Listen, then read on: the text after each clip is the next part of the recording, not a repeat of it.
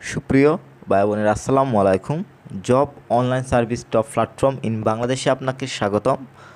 বাংলাদেশ সরকারি কর্ম কমিশন থেকে যে বিশাল আকারে নিয়োগটি দেওয়া হয়েছে, এটার আবেদন আমি তুলে ধরব কীভাবে আপনি সুস্পষ্টভাবে আবেদনটি করতে পারেন। কারণ বাংলাদেশ সরকারি কর্ম কমিশনের আবেদনটা অনেক কঠিন, তো আমি যদি সুস্পষ্টভাবে তুলে ধরি আপনাদের আবেদন প্রসেসটা শিখতে সুবিধা হবে এবং কাজটি করতেও কিন্তু আপনাদের সুবিধা হবে। এই মুহূর্তে আমি আবেদনের সাইটটিতে রয়েছি। আপনি যদি আসতে চান তাহলে ভিডিও ডিসক্রিপশনে আপনি লিঙ্ক পেয়ে যাবেন। যেহেতু আমি আবেদন করব, একটু স্ক্রল ডাউন করব, তো এখানে কিন্তু আপনি অনেকগুলো অপশন দেখতে পাচ্ছেন। এখন প্রশ্ন হচ্ছে যে আমি কোন অপশনটা সিলেক্ট করে অ্যাপ্লাইটি করব। তো এখান থেকে আপনাকে যেটা করতে হবে, এখানে দেখতে পাচ্ছেন non cadet online application first second class post. তো যেহেতু এটি নন ক্যাডেট সার্কুলার, তো অবশ্যই কিন্তু এখানে ক্লিক করতে হবে। তো এখানে ক্লিক করার পর আবার একটু স্ক্রল ডাউন করব। ডাউন করার পর এখানে দেখতে পাচ্ছেন বেসিক ইন্ট্রোডাকশন এবং সার্কুলারস। তো এখান থেকে আপনাকে যেটা করতে হবে, সার্কুলারে ক্লিক করতে হবে। তো সার্কুলারে ক্লিক করার পর আবার একটু স্ক্রল ডাউন করবেন। ডাউন করার পর এখানেও টোটাল আপনি 2টি সার্কুলার দেখতে পাচ্ছেন। সার্কুলার নাম্বার 20/31 এবং সার্কুলার নাম্বার 32/51। তো দুইটারই লাস্ট ডেট কিন্তু আপনার একই তারিখ। 2টি সার্কুলার মধ্যে সবচাইতে বেশি লোক নেওয়া হবে সার্কুলার নাম্বার 32/51 2023। এটাতে সবচাইতে বেশি লোক নেওয়া হবে, প্রায় 1650 লোক কিন্তু এটা থেকে নেওয়া হবে। আর প্রথম সার্কুলারে লোক নেওয়া হবে মাত্র 10 জন। যেহেতু 2 নাম্বার সার্কুলারে মানে 32/51 যেটা রয়েছে, এটাতে সবচেয়ে বেশি লোক নেওয়া হবে এবং আমি যেই কাজটি করব এটি হচ্ছে আমাদের একজন অনলাইন কাস্টমারের আবেদন। তো আপনি যদি আমাদের মাধ্যমে বেটার কাজ পেতে চান, অবশ্যই স্ক্রিনে দেওয়া নাম্বার যোগাযোগ করবেন। আর স্ক্রিনে দেওয়া নাম্বারে তারাই যোগাযোগ করবেন যারা আমাদের মাধ্যমে কাজ করবেন। কারো যদি কোনো বিষয় জানার প্রয়োজন হয়, অবশ্যই ভিডিওর কমেন্টে যোগাযোগ করবেন, নাম্বারে একদম ফোন দেবেন না। তো যেহেতু আমি এই 32/51 সার্কুলারটিতে অ্যাপ্লাইটি করবো, কারণ এখানে সবচেয়ে বেশি লোক নেওয়া হবে এবং উনি বলেছেন এটাতে অ্যাপ্লাই করার জন্য। তো আমি এটাতে অ্যাপ্লাই ক্লিক করে দেবো। ক্লিক করার পর এখান থেকে আমি অ্যাপ্লাই নাও ক্লিক দিয়ে দিব। অ্যাপ্লাই নাও ক্লিক করার পর কিন্তু নেম অফ দ্য পোস্ট ধারাবাহিকভাবে চলে আসছে, যেহেতু ক্যাটাগরির সংখ্যা অনেক বেশি। এখন উনি আমাকে বলেছেন ওয়াইফাইতে অ্যাপ্লাই করবেন। যেহেতু উনি ওয়াইফাইতে অ্যাপ্লাই করবেন, তো এখান থেকে আমি ওয়াইফাইটা সিলেক্ট করে নিব। তো এখানে দেখতে পাচ্ছেন এই যে মিড ওয়াইফাই সিলেক্ট করে দিলাম। তো আপনি যেটিতে অ্যাপ্লাই করতে চান সেটি সিলেক্ট করে দেবেন। দেওয়ার পর এখান থেকে আমি নেক্সটে ক্লিক দিয়ে দিব। তো নেক্সটে ক্লিক করার সাথে সাথে কিন্তু অ্যাপ্লিকেশনের যে ফর্মটি রয়েছে অটোমেটিক কিন্তু এখানে শো করবে।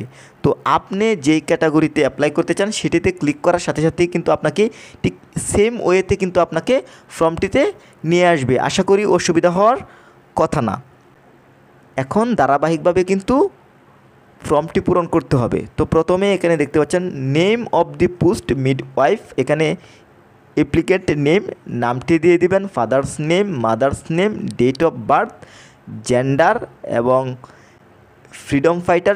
আপনি যদি মুক্তিযোদ্ধার সন্তান হয়ে থাকেন তাহলে অবশ্যই ইয়েস দিবেন, এবং ফিজিক্যালি হ্যান্ডিক্যাপ আপনি যদি শারীরিকভাবে অক্ষম হয়ে থাকেন তাহলে ইয়েস দিবেন, আর যদি না হয়ে থাকেন নো দিয়ে দিবেন। এবং জাতি সংখ্যালঘু মিনস্ট্রি এখানে যদি আপনি হয়ে থাকেন তাহলে ইয়েস দিবেন, আর না হয় নো দিবেন। এবং ন্যাশনালিটি বাংলাদেশি থাকবে, এবং ন্যাশনাল আইডি কার্ড অবশ্যই দিতে হবে। এখানে আপনি জন্ম নিবন্ধন কাগজ দিয়ে কিন্তু অ্যাপ্লাই করতে পারবেন না।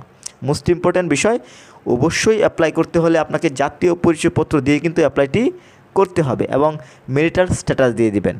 দেন প্রেজেন্ট অ্যাড্রেস এবং পার্মানেন্ট অ্যাড্রেস। তো প্রেজেন্ট অ্যাড্রেস এবং পার্মানেন্ট অ্যাড্রেস চাইলে আপনি একও দিতে পারেন অথবা আলাদা দিলেও কোনো ক্ষতি নেই। এখানে মোস্ট ইম্পর্ট্যান্ট বিষয় হচ্ছে মোবাইল নাম্বার। অবশ্যই কিন্তু সচল একটি মোবাইল নাম্বার দিবেন, কেননা পরবর্তী সময়ে যখন আপনার পরীক্ষার ডেট আসবে তখন কিন্তু আপনার মোবাইল নাম্বারে তারা অ্যাডমিট কার্ড পাঠাবে এবং SMS পাঠাবে। তো মোস্ট ইম্পর্ট্যান্ট, এবং SSC HSC ইকুইভ্যালেন্স কিন্তু অবশ্যই দিতে হবে।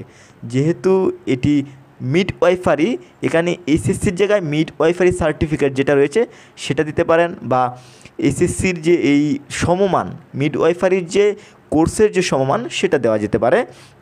তো আপনি যদি অন্য ক্যাটাগরিতে অ্যাপ্লাই করেন, সেই যে যোগ্যতাটা রয়েছে, সেই যেহেতু আপনি অ্যাপ্লাই করবেন, আপনি তো যোগ্যতা আছে বলেই তো অ্যাপ্লাই করতে আসবেন, দেন সেই যোগ্যতা অনুযায়ী আপনার কোয়ালিফিকেশনগুলো দিয়ে দিবেন। তো এখানে আমি এসএসসি এইচএসসি কোয়ালিফিকেশনগুলো দিয়ে দিব এবং গ্র্যাজুয়েশন এবং মাস্টার্স ডিগ্রি, দেন এগুলো না দিলেও চলবে। এখানে স্টার চিহ্নিত যেগুলো রয়েছে এগুলো অবশ্যই দিতে হবে। দেন তারপর যেটা করতে হবে, এখানে আপনার এক্সপিরিয়েন্স থাকলে দিবেন, না দিলেও কোনো সমস্যা নেই। দেন এখানে এডিশনাল ইনফরমেশন বাংলা, তো এখানে কর্ম কমিশন সার্কুলারে আপনার বাংলাতে অবশ্যই পূরণ করতে হয় এবং এখানে প্রার্থীর নাম, মাতার নাম, পিতার নাম, যোগাযোগের ঠিকানা, এই বিষয়গুলো আপনাকে অবশ্যই কিন্তু বাংলায় পূরণ করতে হবে। এবং এক্সাম সেন্টার মোস্ট ইম্পর্ট্যান্ট। এখন আপনি এক্সাম সেন্টারটা কোথায় চাচ্ছেন? অবশ্যই তো আমি যেই ডিস্ট্রিক্টের সেই ডিস্ট্রিক্টের এক্সাম সেন্টারটাই চাবো। আমি যদি ঢাকা ডিস্ট্রিক্টের হয়ে থাকি তাহলে আমি ঢাকা ডিস্ট্রিক্টেরটাই চাবো। আমি যদি চট্টগ্রাম ডিস্ট্রিক্ট হয়ে থাকি তাহলে চট্টগ্রাম ডিস্ট্রিক্ট চাবো। সোজা কথা বলতে গেলে আমি এক্সাম সেন্টারটা আমার ডিভিশন অনুযায়ী এবং আমার ডিস্ট্রিক্ট অনুযায়ী দিব। এখান থেকে আমার এক্সাম আমি যদি ঢাকার হয়ে থাকি ঢাকা দিব, রাজশাহীর হয়ে থাকলে রাজশাহী দিব, চট্টগ্রামের হয়ে থাকলে চট্টগ্রাম দিব, খুলনা হয়ে থাকলে খুলনা দিব। এখন আমার বাসা যদি রংপুর থাকে তাহলে আমার ডিভিশনটা তো রংপুরেই দিব। আমার বাসা যদি সিলেট হয়ে থাকে আমার ডিভিশনটা সিলেট দিব। তার কারণটা হচ্ছে আমি যখন এক্সাম সেন্টারটা সঠিকভাবে দিব, আমার ডিভিশনে দিব, তখন কিন্তু আমার পরীক্ষাটাও কিন্তু আমার ডিভিশনেই হবে। তো দেন ব্যালেট কোড, এখানে যে কোডটি রয়েছে এই কোডটি দিয়ে দিব। Then the above information in কারেক্টে টিক মার্ক দিয়ে নেক্সটে ক্লিক করে দেব।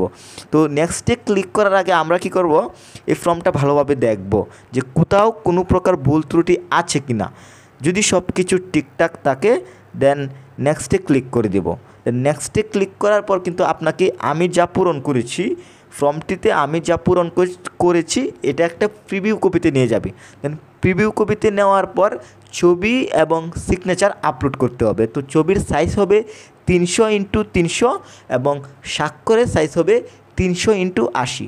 দেন আপলোড করে ডাউনলোডে ক্লিক করলেই অথবা সাবমিটে ক্লিক করলেই কিন্তু আবেদনটি হয়ে যাবে। তো ভেরি সিম্পল। তো এখন আমি রেকর্ডটি অফ করে কাস্টমারের কাজটি করব। তো কারো যদি কোনো প্রকার বুঝতে অসুবিধা হয় অবশ্যই ভিডিওর কমেন্টে যোগাযোগ করবেন, নাম্বারে একদম ফোন দেবেন না। সবার সুস্বাস্থ্য কামনা করছি। আল্লাহ হাফেজ।